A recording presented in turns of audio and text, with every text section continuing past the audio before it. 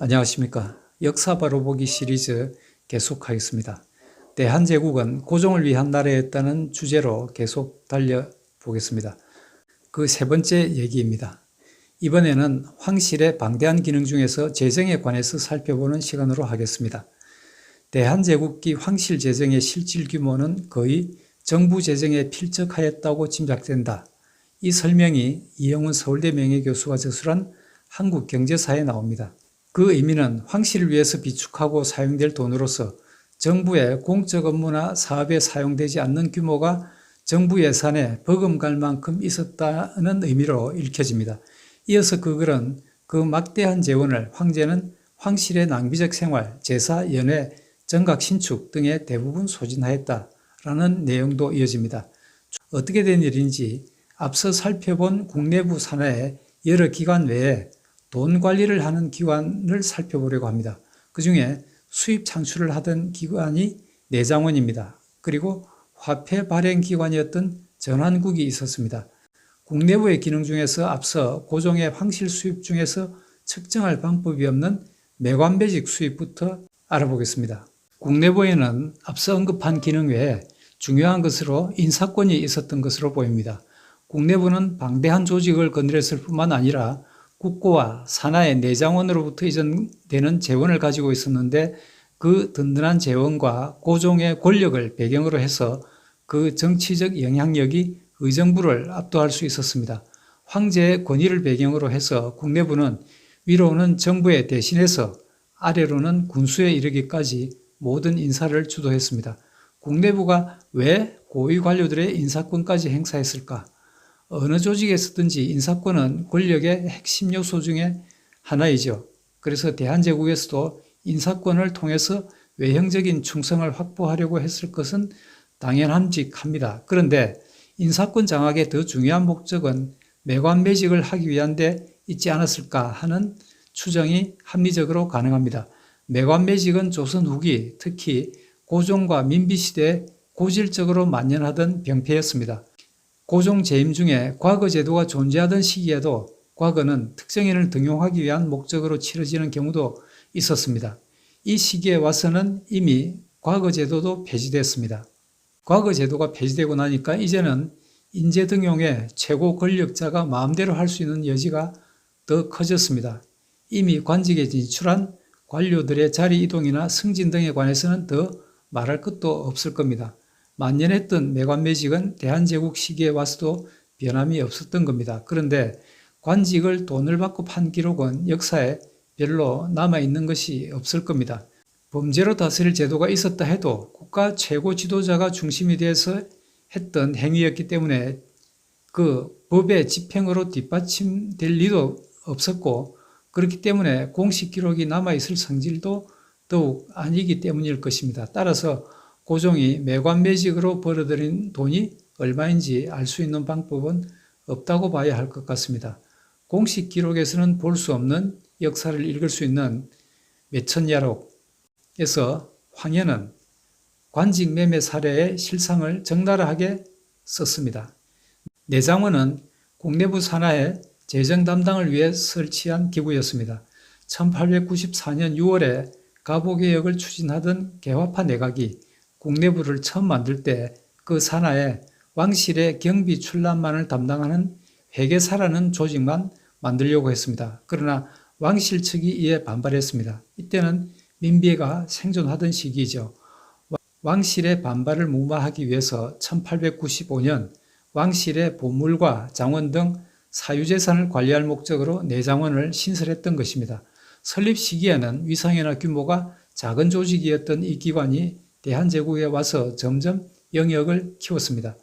황실의 재산과 자금 관리는 물론이고 거기에다가 세금 징수까지 하는 핵심 기관으로 강화되었습니다. 요약하자면 정부 재정과는 별도로 고종이 마음대로 사용할 수 있는 비자금을 조성하는 기관으로 발전했다고 봐도 될 것 같습니다. 이용익이 그 책임자가 되면서 돈이 될 만한 것이라면 무엇이든 내장원으로 끌어들였다고 합니다. 공방정과 역둔토를 대상으로 하는 도조 징수는 말할 것도 없고 광산개발권과 인삼유통 등도 그 대상이 되었습니다. 황실에 돈을 너무 집중시켜서 정부 재정이 텅 빌 정도였습니다. 이어서 돈 찍어내는 전환국도 한번 살펴봐야 합니다. 전환국은 직제상으로는 국내부 아닌 탁지부 소속이었습니다. 1897년 12월에 전환국장에 이용익이 임명되어 있었습니다. 그 이용익이 1899년에 가니까 내장원경으로 임명되었습니다. 그 당시에 내장원장으로 간 이용익 대신에 전환국을 맡을 적임자가 없다는 이유로 해서 그해 11월 16일에 이용익으로 하여금 전환국을 계속해서 맡도록 조치하게 됐습니다. 이렇게 해서 전환국이 국가재정을 담당하는 탁지부 소속이었음에도 국가의 공적 화폐 주조 업무를 탁지부 대신의 지위가 아니라 황제의 직접 지시를 받는 내장원경에 휘하에 둠으로써 화폐 발행 권한까지 사실상 황실 산하에 두게 된 결과가 됐습니다. 이로써 고종은 화폐 발행까지도 대신들과 협의 없이 이용익을 통해서 마음먹은 대로 할 수 있게 됐습니다. 대한제국에서 국내부의 자금 원천은 크게 두 경로로 이루어졌습니다. 하나는 국고에서 이전되는 것, 둘째는 위에 설명한 내장원의 수입을 이전한 것이 있었습니다. 또 거기에 더해서 전환국에서 백동화를 발행한 수입은 별도로 있었습니다. 국내부의 자금 원천을 세부적으로 알아보겠습니다. 먼저 국고에서 국내부로 지원을 한 규모부터 알아보겠습니다. 1904년에 정부 세출 가운데 국내부로 들어간 규모가 전체의 15.2% 정도 차지했습니다. 1896년에는 정부 예산 전체에서 9% 수준이었던데 거기서부터 1900년에 와서 10.9%로 늘었다가 1904년에 15.2%까지 늘어납니다. 1904년에 세출 예산의 구성을 보면 군부가 36.5%, 탁지부가 19.3%, 국내부 15.2%로 세 개 기관이 집행한 예산을 합하면 전체의 70%를 상회합니다.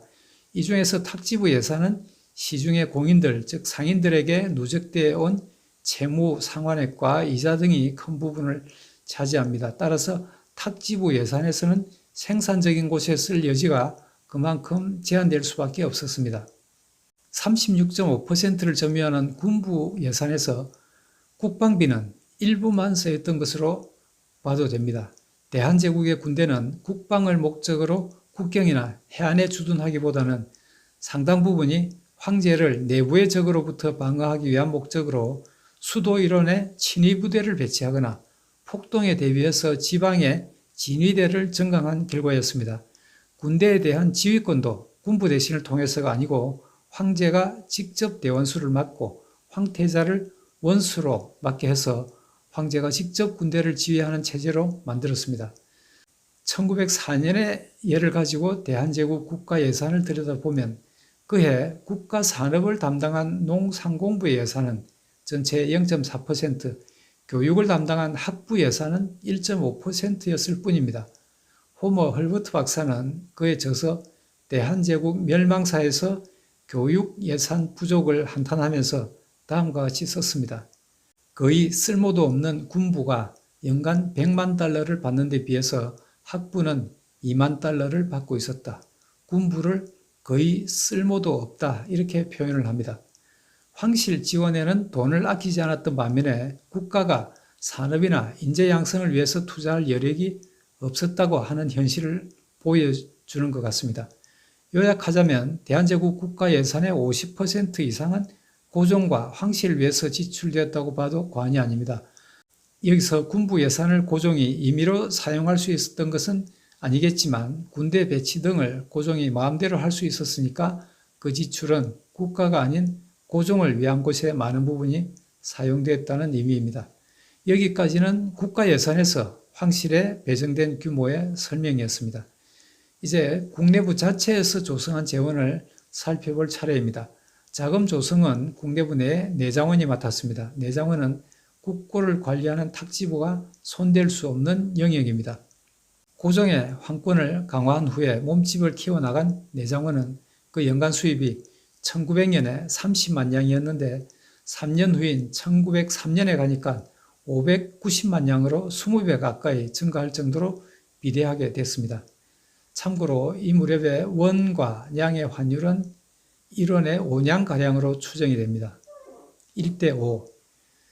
1904년에는 황제의 금고인 별고에 보관된 돈을 이체받은 돈이 2253만 냥이 있었는데 그것을 제외하고도 750만 냥의 수입으로 4년 전에 비해서 25배나 커졌습니다.